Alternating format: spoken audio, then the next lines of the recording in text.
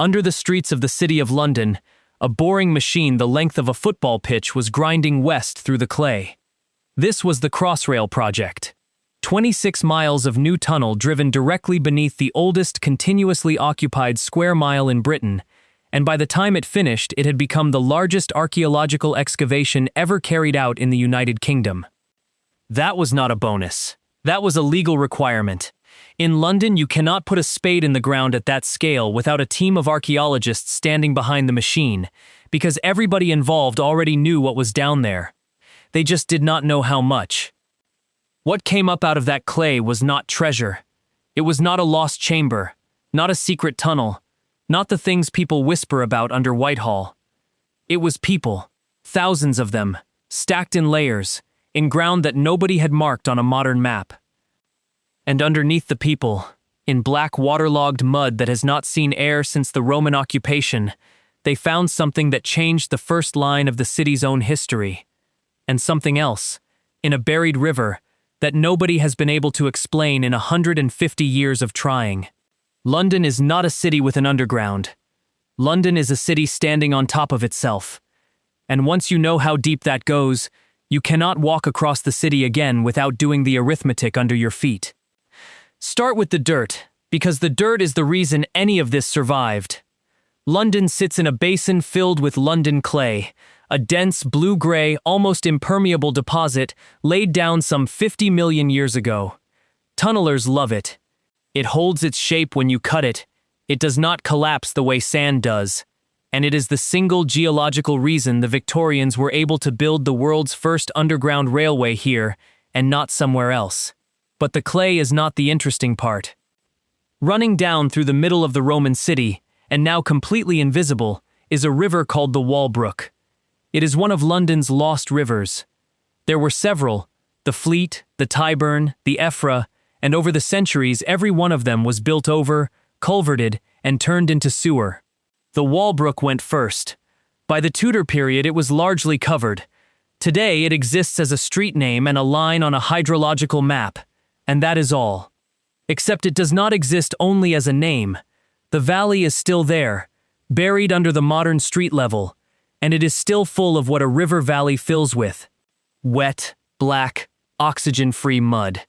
Here is what that means, and it is the hinge of this entire story.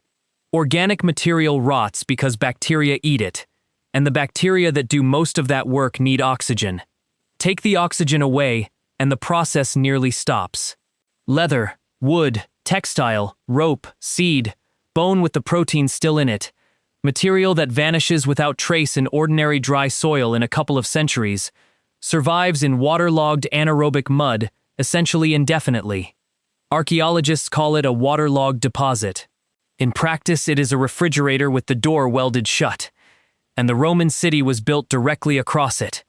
The Walbrook ran through the middle of Londinium, and Londinium threw its rubbish, its offerings, its industry, and its dead into and alongside that river for 3.5 centuries. Then everybody built on top. Now add the second mechanism, which is purely human. Cities rise, not metaphorically, physically. Every fire, every demolition, every collapsed timber building, every load of rubble spread flat to level a plot adds a layer. Over 2,000 years, the ground surface of the City of London has climbed by something in the order of 7 or 8 meters above the Roman street. So the Roman Forum is not lost. It is not hidden. It is roughly 25 feet straight down, under the pavement, with a millennium and a half of city stacked on top of it in readable order. Not a wilderness, not a mystery. An archive, stored wet, that nobody could open until somebody had a reason to dig a tunnel through it. And what went into that archive was, overwhelmingly, the dead. Understand the scale of what London has buried. 2,000 years of continuous occupation in a place that has been repeatedly, catastrophically visited by disease. In 1348, the Black Death arrived. The best modern estimates put the loss at something close to half the population of the city inside about 18 months. The parish churchyards were overwhelmed within weeks, so the authorities did the only thing available. They bought open land outside the walls and opened emergency burial grounds. Those grounds were used, filled, closed, and then, over the following centuries, forgotten. Not concealed, forgotten, in the ordinary way that a field with no headstones becomes a field, and then a garden, and then a square with buildings around it. Then it happened again. And again. Plague returned to London repeatedly across 300 years, culminating in 1665, the Great Plague, which killed something like a fifth of the city in a single season. Contemporary accounts describe pits dug and filled at night with carts. And alongside the emergencies, there was the ordinary business of burying the poor. Outside the city wall at Bishopsgate, there was a burial ground opened in the 1560s, next to the Bethlehem Hospital, the institution whose name became the word Bedlam. It took the people the parish churchyards would not or could not, the poor, the unclaimed, dissenters, plague dead, foreigners, and inmates of the hospital. It ran for well over a century. Across the river in Southwark there was Crossbones, an unconsecrated ground associated with the women who worked the licensed brothels on land owned by the Bishop of Winchester. It is thought to hold something in the region of 15,000 people, and it was closed in the 19th century as overfull. None of these were secret. All of them are documented. But here is the thing nobody mentions when they show you the skyline. Documented is not the same as located. Records burn. Boundaries move. Ground gets sold, leveled, built over, bombed in the Blitz, and rebuilt in the 60s by people working fast and not asking questions. A burial ground that closed in 1738 may appear in a parish register with no map attached and no surviving marker of where its edges were. So the City of London is standing on an unknown number of unmarked cemeteries whose approximate existence is known and whose precise position is not. Which is fine, right up until you decide to drive a tunnel through it. That is why the Crossrail Archaeology program existed, and why it was enormous. Across roughly a decade, more than 100 archaeologists worked over 40 sites along the route.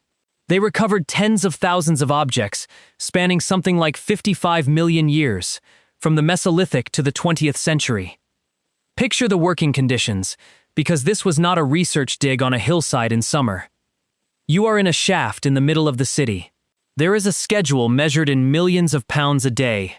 Above you is live road, live rail, sewers, gas, fiber, and the foundations of towers. The excavation is lit by floodlight, cut by hand where machines cannot go, and it is going down through layers of a city in reverse chronological order. You take off the 20th century and you are in the 19th. Take off the 19th and you are in the Great Fire, a black horizon of burnt debris across the whole site from 1666, so distinct that you can put your hand flat on the year. Below the fire is Tudor London. Below Tudor is medieval. Below medieval, in places, there is a layer of dark earth, and below the dark earth is Rome. And at Liverpool Street, when they took off the modern layers, the ground under the shaft turned out to be full of people. If a tunnel going down through 2,000 years of a city 1 century at a time is the kind of thing that keeps you watching, subscribe. This channel goes under the surface, permanently. Snow. What was in the ground at Liverpool Street? The Bedlam burial ground was where the records said it might be, and it was bigger than expected. The excavation lifted around 3,000 skeletons. Read that again. 3,000 individuals, from one station box, in the middle of a working city, on a construction schedule. They came out in layers.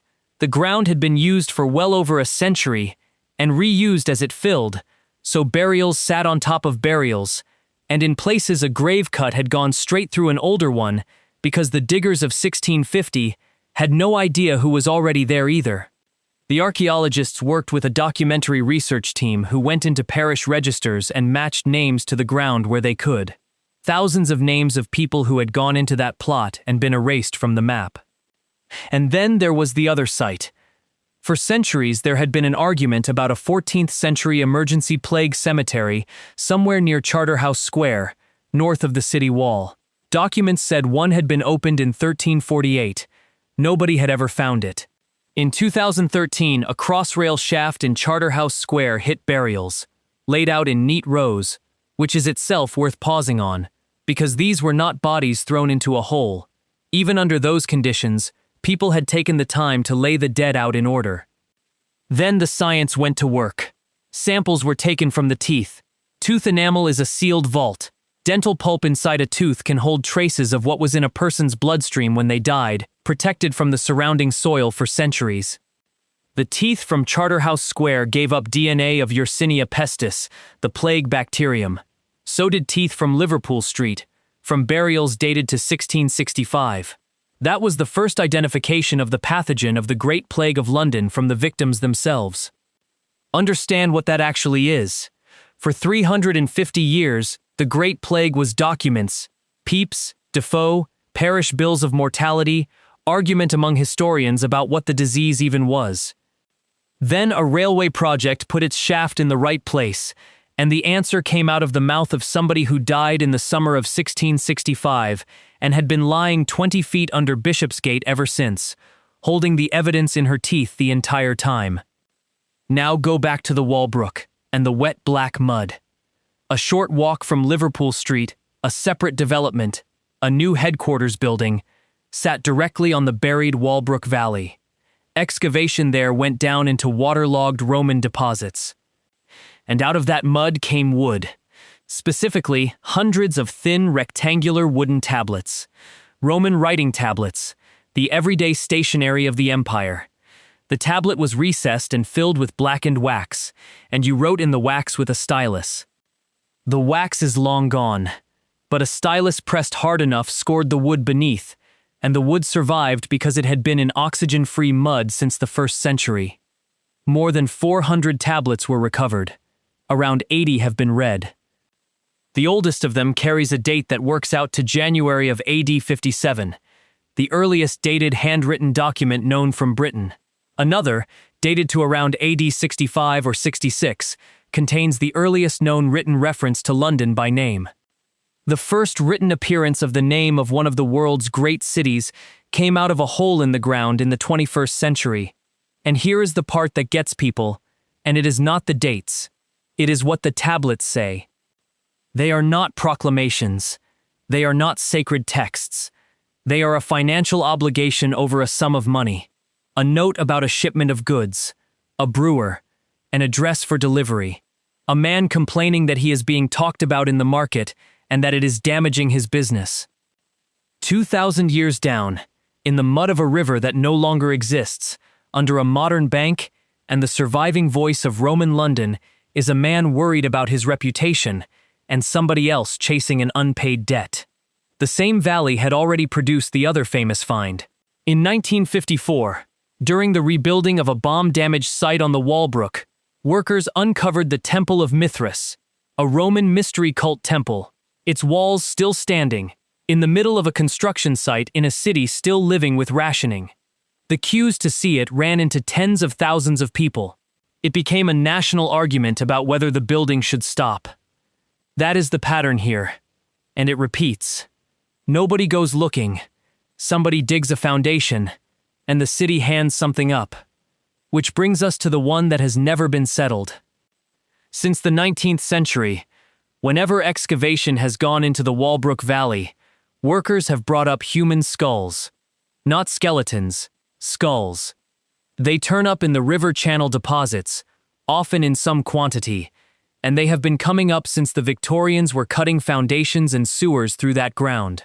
The crossrail excavation at Liverpool Street hit them again, a group of them in the old riverbed, along with Roman material. Here is what makes it a problem rather than a curiosity. The rest of the bodies are largely absent. You get crania. You do not get a matching set of everything else in the same place, which is not what an ordinary cemetery produces when a river runs through it. There have been 3 main explanations offered for well over a century, and none of them has closed the case. The first is Boudica. In around AD 60 or 61, the Iceni revolt burned Londinium and, according to Roman sources, killed the population. There is an archaeological burn horizon in London from exactly that event. It is a satisfying story. Massacre victims, heads in the river, and the dating on some of the skull deposits does not fit it neatly. The second is ritual. Depositing human heads and valuable objects in rivers and wet places is a genuinely attested practice in Iron Age and Roman northwestern Europe. Rivers were boundaries between worlds. There is a real, evidence-backed case that some of this material was placed rather than discarded. The third is the dullest and possibly the strongest. Rivers erode. If a cemetery sat on an eroding bank upstream, the channel would cut into the graves, and the skull, round, hollow, buoyant in moving water in a way a femur is not, would travel and collect in bends and slack water, sorting by shape, not by intent. The honest position today is that different groups of these skulls probably have different explanations, and no single answer covers all of them. Let that land for a moment. Because this is not a suppressed file.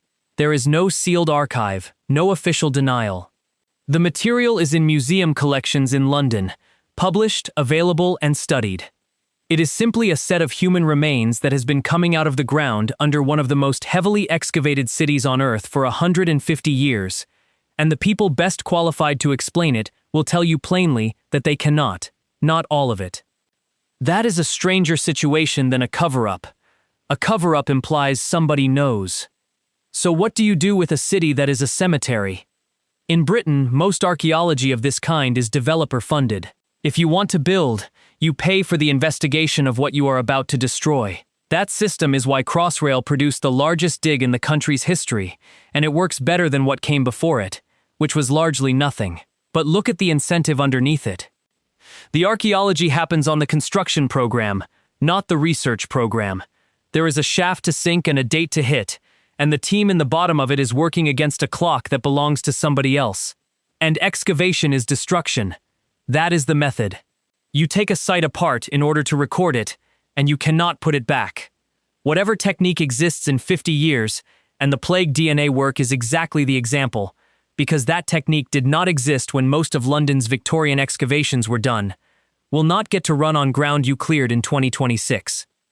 Which is why the preferred modern approach is often preservation in situ.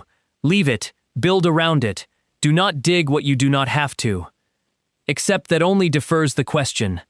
The remains still sit under a developing city, in ground that gets drier every decade as it is drained and piled and pumped for basements and foundations.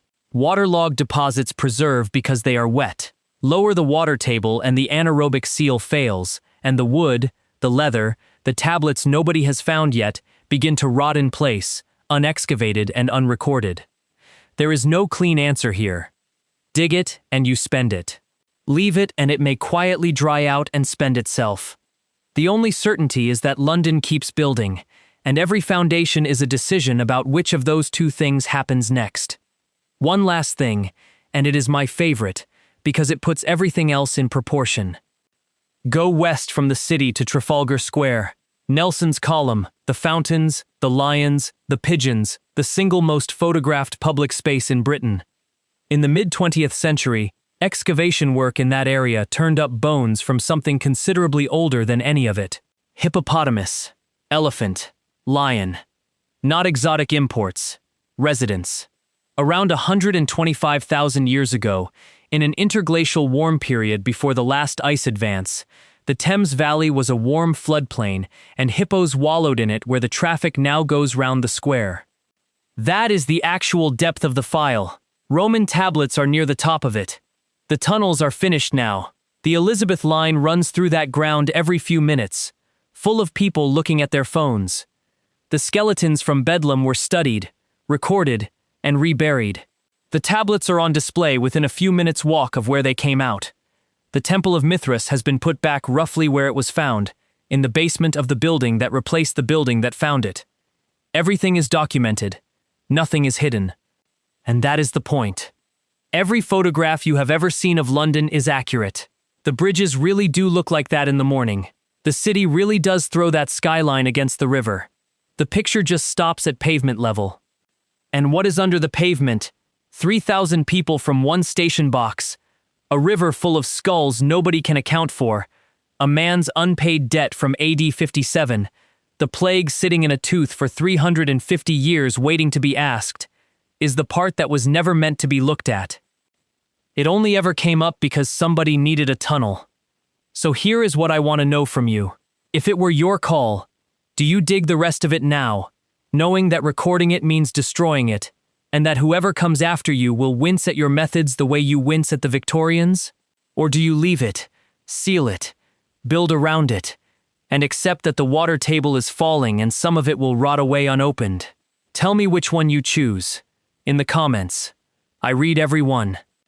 And if this got under your skin, the next video is about what a crew found when they opened a sealed section of tunnel under a European capital that does not appear on any transport map. Watch it before the ground shifts again.